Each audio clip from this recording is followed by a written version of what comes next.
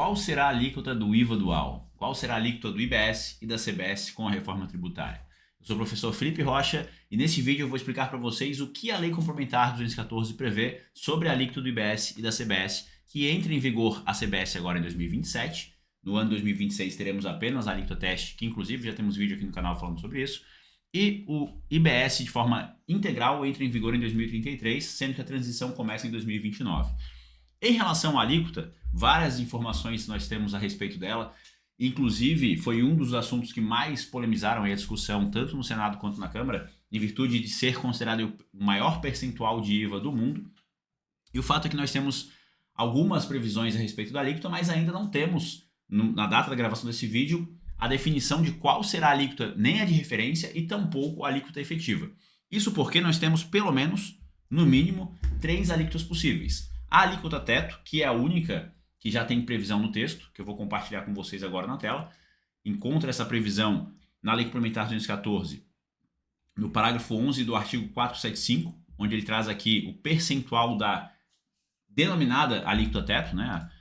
O percentual de 26,5%, mas não é ela que vai incidir de fato sobre as operações, né? Então eu vou explicar para vocês aqui nesse vídeo, além da alíquota teto, que nós já temos a previsão, qual será a alíquota efetivamente devida e para que servirá a alíquota de referência, que é a alíquota que deve ser divulgada pelo Senado Federal, pelo menos em relação à CBS, já no ano de 2026. Então vamos aqui no quadro branco, onde eu vou explicar para vocês as 3 alíquotas possíveis, né? A alíquota teto, que eu acabei de mostrar no texto para vocês, a alíquota teto, assim batizada, né, de alíquota teto, que hoje está em 26,5%. A alíquota de referência, que será publicada pelo Senado Federal. A alíquota de referência, que será publicada pelo Senado Federal. Na estimativa do Ministério da Economia, essa alíquota, do Ministério da Fazenda, né, essa alíquota de referência vai gerar em torno de 28%. Tá? A alíquota de referência é que tem que respeitar o teto. Se observarmos o que diz ali o artigo 475 da Lei Complementar 214, ele diz que se a alíquota de referência ultrapassar o teto, deverá ser revisado o texto de forma a reduzir incentivos de maneira que possa reduzir o percentual. Por quê? O que faz a alíquota ser maior é a quantidade de exceções que foram criadas. Quanto maior o número de benefícios, maior tem que ser a alíquota geral. Porque se tem mais exceção, quer dizer que tem mais contribuintes pagando menos imposto, por conta das reduções, isenções e os demais incentivos previstos nos regimes especiais, diferenciados e todas aquelas exceções que foram implementadas ao longo da tramitação do texto.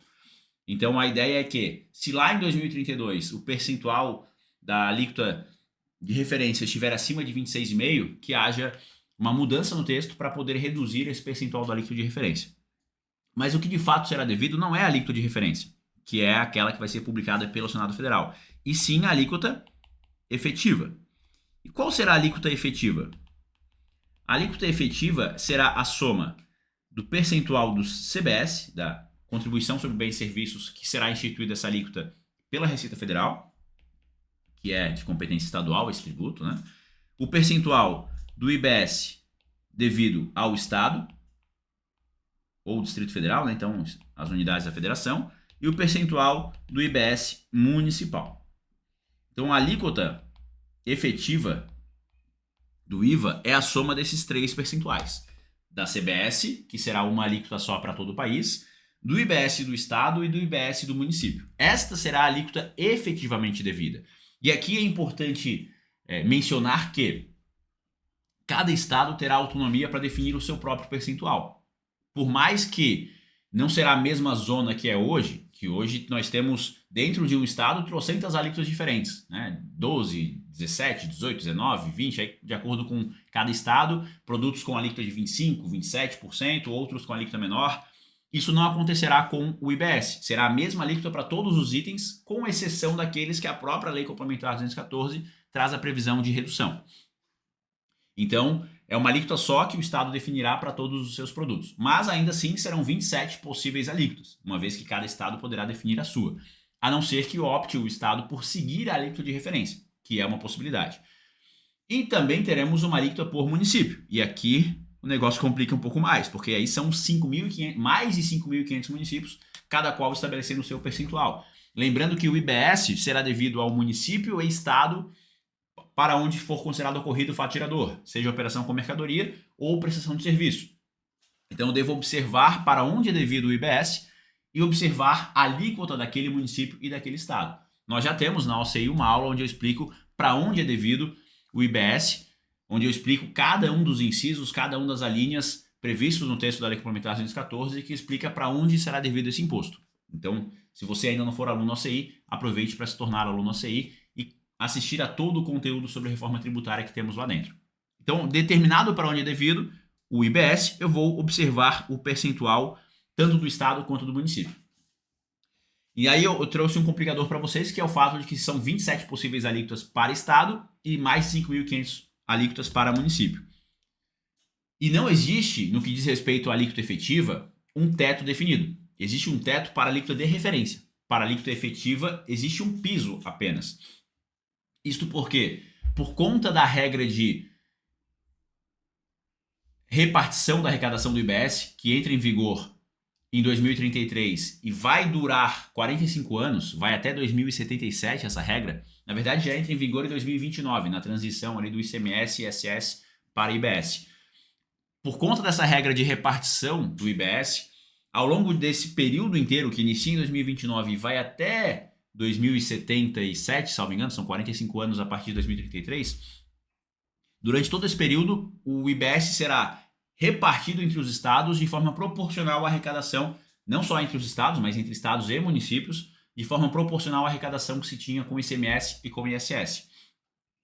Portanto, será retida a maior parte da arrecadação do IBS e será feita essa repartição proporcional à arrecadação que os estados tinham com o ICMS e que os municípios tinham com o ISS. Por conta disso, por conta desta retenção, foi criada uma alíquota mínima.